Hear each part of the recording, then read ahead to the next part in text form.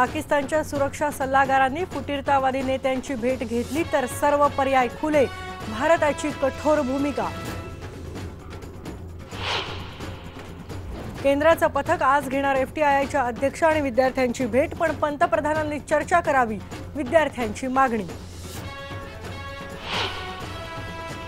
नालासोपाऱ्यात खून झालेल्या गर्भवती महिलेवर झाला होता अतिप्रसंगाचा प्रयत्न, 12 तासांच्या आत पोलिसांनी लावला आरोपीचा छडा। औरंगाबादमध्ये एकतर्फी प्रेमातून झालेल्या छेडछाडीला कंटाळून तरुणीची आत्महत्या, छेडछाड करणाऱ्या तरुणाला अटक।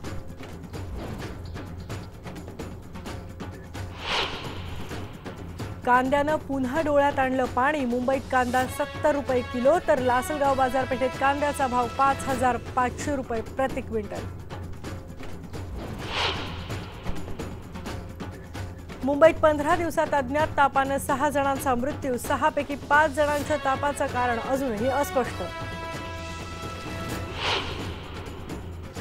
जगाचं तापमान सरासरी तापमान गेलं 16.5 अंशांवर, अमेरिकेच्या नॅशनल ओशिनिक अँड ॲटमॉस्फेरिक ॲडमिनिस्ट्रेशन संस्थेचा अहवाल। मुंबई शेअर बाजारात सलग दुसऱ्या दिवशी मोठी घसरण, निर्देशांक 400 अंकांनी घसरला, निफ्टीतही 8,250 अंकांपर्यंत घसरण। आणि सैफ आणि कतरिनाच्या आगामी फॅन्टम चित्रपटावर पाकिस्तानात बंदी, हाफिज सईनं कोर्टात दाखल केली होती याचिका। Sajid Mir, Sabahuddin Umvi, most wanted terrorist list में इसका नाम है।